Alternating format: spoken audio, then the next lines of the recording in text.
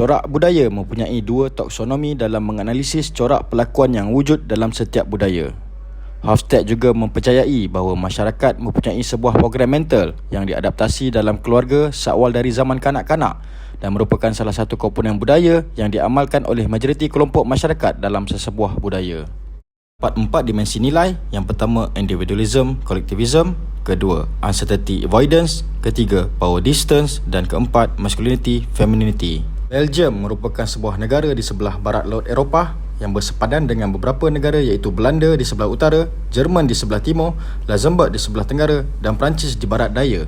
Ibu negara Belgium adalah Brussels dengan populasi yang padat seramai 11.4 juta penduduk walaupun ia adalah negara kecil di Eropah. Belgium semakin berkembang disebabkan kepelbagaian bahasa dalam populasinya sekitar 11.5 juta orang itu. Etnik asal di Belgium adalah seperti Wallons, Belgian dan Flemish menjadi berkembang dan pelbagai dengan kewujudan etnik campuran seperti Belgian American, Belgian Canadian, Belgian Turks dan sebagainya. Walaupun Belgium mempunyai kepelbagaian etnik yang semakin berkembang, persefahaman dalam struktur sistem sosial mereka amat baik selaras dengan kepesatan pembangunan negaranya. Belgium mengamalkan budaya individualism. Menurut kajian Hofstede, setiap individu di Belgium menekankan kepentingan diri berbanding kepentingan secara berkumpulan. Budaya individualism adalah satu budaya yang tidak menjurus kepada nilai kekitaan dalam masyarakat, sebaliknya ia menjurus kepada nilai kepentingan diri secara individu. Masyarakat lebih cenderung memasang matlamat untuk diri sendiri secara individu berbanding secara berkumpulan. Belgium menduduki tempat ke-8 daripada senarai negara-negara pro-individualism lain. Budaya individualisme adalah satu budaya yang tidak menjurus kepada nilai kekitaan dalam masyarakat, sebaliknya ia menjurus kepada nilai kepentingan diri secara individu. Individualis melihat diri mereka sebagai tidak bergantung kepada hubungan dengan mana-mana organisasi atau institusi atau secara berkumpulan. Dimensi nilai individualism dalam masyarakat di Belgium mempunyai tahap individualis yang agak utuh dengan setiap individu menentukan setiap keputusan mereka sendiri. Individu di Belgium mengutamakan kerjaya mereka sendiri yang memberi manfaat kepada individu sebelum memikirkan kebaikan ke atas organisasi. Uncertainty avoidance merujuk kepada dimensi budaya kebangsaan berkaitan indeks ketidakpastian terhadap penerimaan sesebuah perkara atau idea baru bagi masyarakat Belgium. Melalui dimensi ini, menjelaskan bahawa terdapat perbezaan bagi setiap negara yang ada di dunia dalam menerima idea dan konflik yang boleh mengubah struktur sosial mereka terhadap sesuatu perkara. Analoginya, semakin banyak peraturan dan undang-undang yang diimplementasikan sesebuah masyarakat, semakin tinggi kemungkinan masyarakat untuk mengelak sebarang situasi yang tidak pasti. Pendekatan ini dinamakan sebagai high uncertainty avoidance, di mana terdapat negara yang menolak untuk bertoleransi terhadap perkara di luar kebiasaan serta mudah berasa terancam dengan individu atau idea baru. Belgium menekankan aspek kestabilan dalam kerangka kawal selia masyarakat, di mana mereka menitik beratkan peraturan formal, sangat tertutup untuk menerima kelakuan yang pelik dan di luar norma, serta percaya pada pendapat pakar terhadap sesuatu situasi. Ini menjelaskan kaitan di antara pegangan kepercayaan masyarakat Belgium, di mana terdapat 32.6% populasi rakyatnya tidak percaya kepada agama, serta lebih memilih fakta sains dan pendapat pakar untuk menilai sesuatu perkara.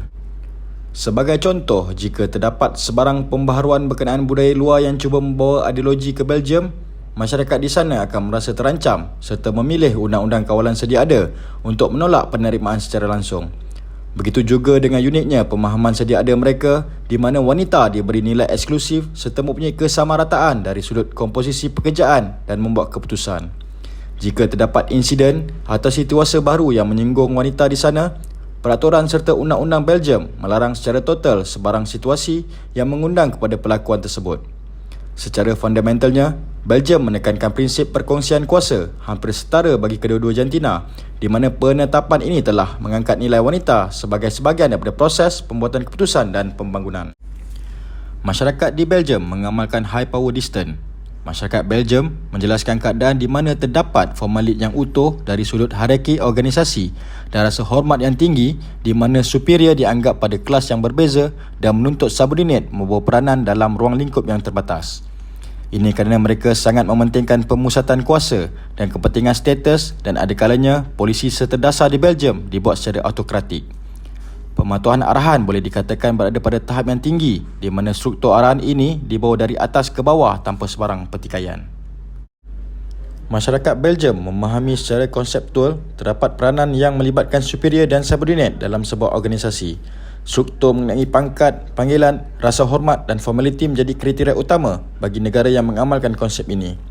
Walaupun boleh dikatakan pada hakikatnya kebanyakan negara Eropah yang melihat konsep kesamarataan sebagai identiti struktur sosial masing-masing, Belgium tetap berpegang kepada hierarki sosial yang menjadi landasan kepada peraturan serta bagaimana masyarakat di sana melalui rutin. Hofstede melihat kajian mengenai pelakuan dari sudut nilai masculinity dan femininity yang diadaptasi dan dipraktikkan melalui norma-norma dan tradisi budaya. Penduduk Belgium menikmati hak sama rata bagi lelaki dan wanita dalam masyarakat. Nilai budaya maskulin terdiri daripada ketegasan, budaya saing, materialisme, cita-cita tinggi dan kekuasaan, manakala nilai budaya feminin adalah lebih mementingkan taraf kehidupan, menghargai kesederhanaan, kekeluargaan dan berorientasikan hubungan. Wanita adalah sebahagian daripada tenaga kerja negara dan memegang pelbagai jawatan dalam pelbagai profesyen. Menurut kajian Hofstede, negara Belgium menduduki tempat ke-22 dalam ranking 50 buah negara yang dikaji. Ini menunjukkan Belgium berada hampir di tengah-tengah antara budaya, masculinity dan femininity. Belgium adalah antara negara yang menyokong nilai kesamaan dalam jantina. Pemberian dan penerimaan peluang serta ruang dalam setiap profesyen adalah sama rata. Dalam masyarakat Belgium, lelaki dan wanita menikmati kebebasan dan hak sama rata. Wanita menceburi pelbagai bidang profesyen dan menjadi sebahagian daripada tenaga kerja negara. Masyarakat di Belgium memberi sokongan penuh bagi kedua-dua jantina dalam struktur tadbir negara, profesyen maupun di institusi pendidikan. Dalam Kesatuan Eropah, jurang gaji antara lelaki dan wanita adalah salah satu yang paling rendah. Walaupun wanita biasa melakukan lebih banyak pekerjaan domestik berbanding lelaki, ia dianggap sebagai satu perkara biasa yang kerap ditemui di Belgium. Dalam pembahagian harta warisan pula, tiada perbezaan hak penurunan wasiat antara lelaki dan wanita. Mereka menikmati hak pembagian sama rata. Secara kesimpulannya, memahami budaya secara subjektif boleh disifatkan sebagai perspektif dalam bentuk nyata dan tidak nyata. Melalui penulisan McDermott dan Odell juga telah mengangkat definisi budaya organisasi sebagai struktur, nilai, kelakuan, ruang dalam organisasi yang menjelaskan budaya juga boleh diukur menggunakan nilai-nilai yang berkaitan dengan pekerjaan. Teori dimensi budaya Hofstede ini pada umumnya telah memberi satu idea jelas mengenai kerangka silang budaya dalam memahami secara komprehensif tentang budaya masyarakat sesebuah negara.